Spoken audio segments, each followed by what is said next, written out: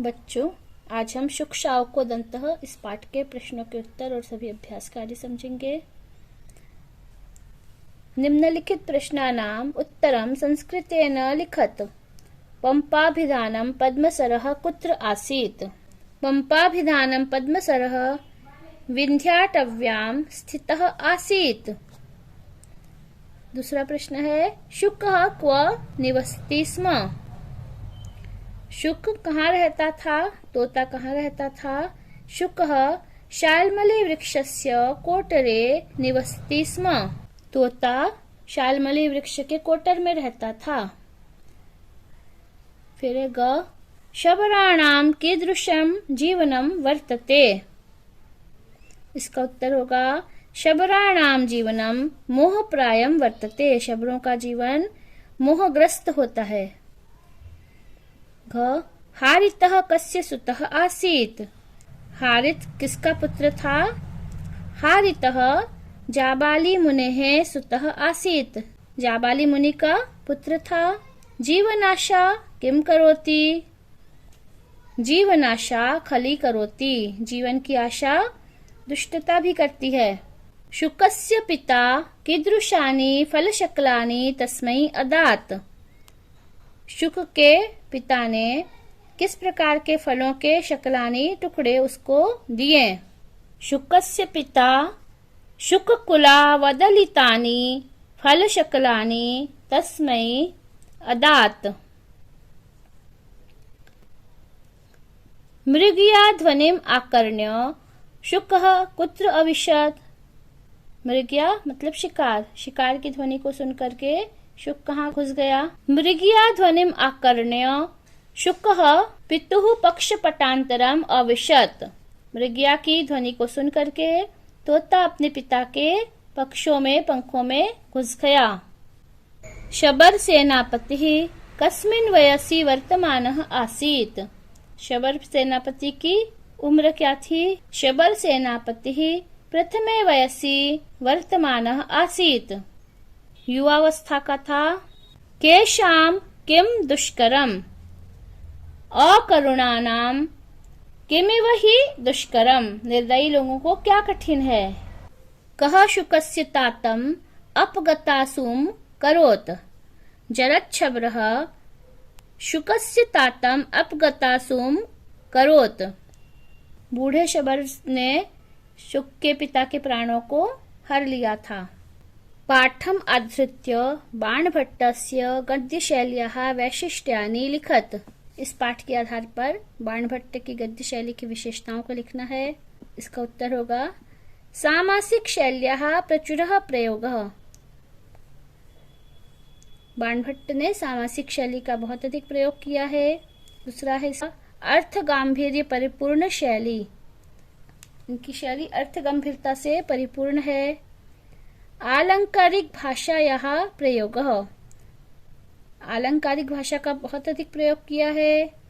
कठिन शब्दावल्याः प्रयोगः। कठिन शब्दावली का बहुत प्रयोग है, बहुत कठिन शब्द हैं इसमें। व्यास शैल्याः अपि प्रयोगः। व्यास शैली का प्रयोग किया है। वर्ण विषयानुकूल शब्द योजना। वर्ण विषय के अनुकूल इनकी शब्द योजना है।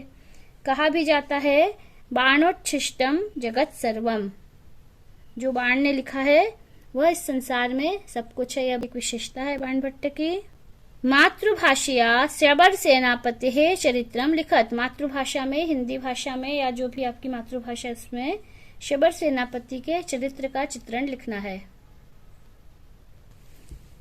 पाठ के आधार पर हम लिखेंगे, शबर सेनापति युवावस्था में स्थित था, युवक था।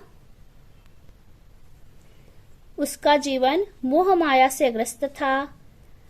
मधु मांस आदि उसका आहार था। शिकार ही उसका श्रम था।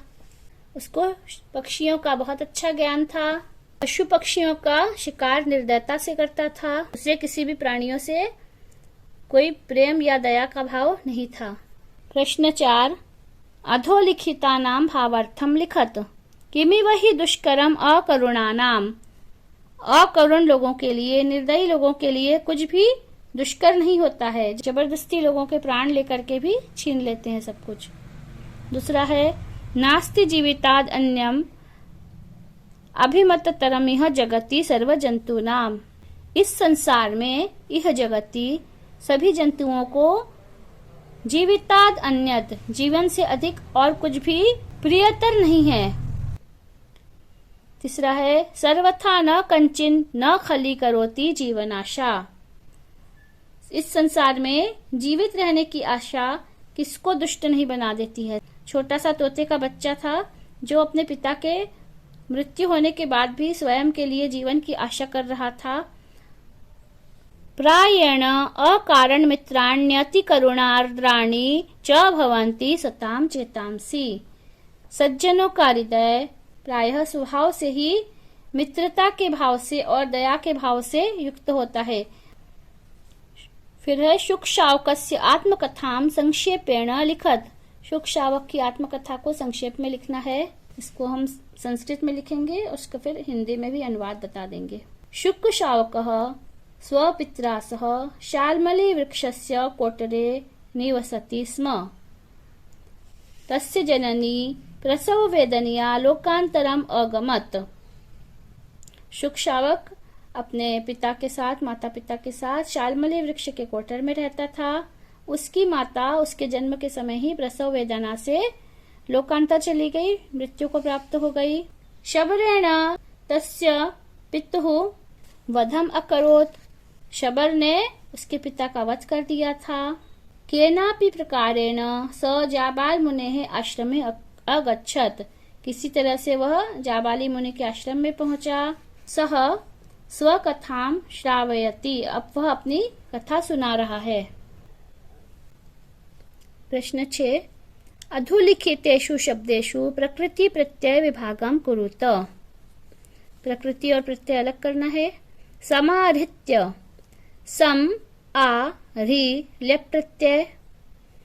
आकर्ण्य आ उपसर्ग है, कर्ण लेप प्रत्यय। निष्क्रम्य निस क्रम लेप प्रत्यय। लेप प्रत्यय जिसमें भी होता है उसमें पूर्व में उपसर्ग होता है। विक्षेपण विक्षिप शत्रु प्रत्यय। उपरतम उपरम क्त प्रत्यय। गृहीत्वा ग्रह कत्वा प्रत्यय। अभिलाषः अभिलष घय प्रत्यय। संचरमाणः सम चर शानच प्रत्यय।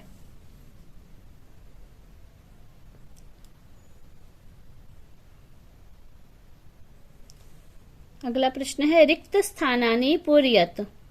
पाठ के आधार पर ही रिक्त स्थान की पूर्ति करेंगे। अस्ति भुवो मेखलेव विंध्याटवी नाम। फिर है ममैव जायमानस्य प्रसव वेदनया मे जननी मृता। ग अहो मोहप्रायम एतेषां जीवितम्। घ तातः स्नेहपरवशः मद्रक्षणे आकुलः अभवत्। सर्वथा न कंचिन न खली करोति जीवनाशा।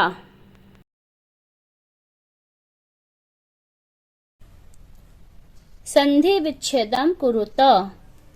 तस्यैवैकस्मिन् तस्य एव एकस्मिन्। इसमें वृद्धि स्वर संधि है तस्य एव में और एव एकस्मिन्। तातस्तु तातः तु विसर्ग संधि है। प्रत्युषसी प्रति उषसी। ई को यह हो गया है यण स्वर संधि। अचिरात च अचिरात च इसमें व्यंजन संधि है। चिंतयन्त्येव चिंतयति एव। ई को यह हो गया है यण स्वर संधि। फलानिव फलानि इव। ई और ई मिलाकर के दीर्घ ई हो गया है, दीर्घ स्वर संधि है।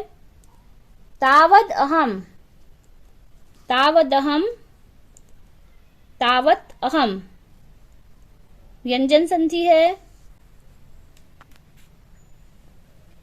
तेनैव, तेन एव वृद्धि स्वर संधि है। चादाय, च आदाय दीर्घ स्वर संधि। इसके बाद योग्यता विस्तार में पंपाभिधानम प्रसिद्ध सरः, पंपा नाम का एक प्रसिद्ध सरोवर है। यद अद्यत्वे पेन्नसिर इति नामना अभिधीयते, इसको भी पेन्नसिर नाम से जानते हैं।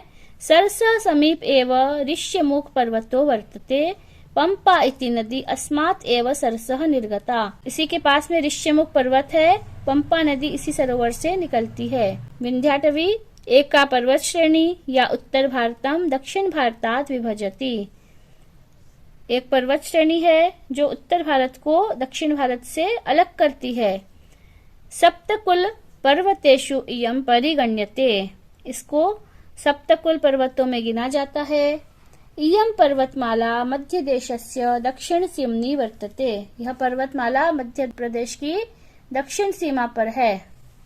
मनुस्मृति में कहा गया है, हिमवद विंध्ययोर मध्ये यत् प्राग विनशनादपि प्रत्यगेव प्रयागाच्च मध्य देशः प्रकीर्तितः, हिमाचल और विंध्ययोर मध्य, विंध्याचल पर्वतों के बीच में जो पूर्व में नष्ट होने पर भी प्रयाग के पूर्व भाग में है, उसको मध्य प्रदेश कहते हैं। रामायण के समय में यह दंडकारण्य वन था।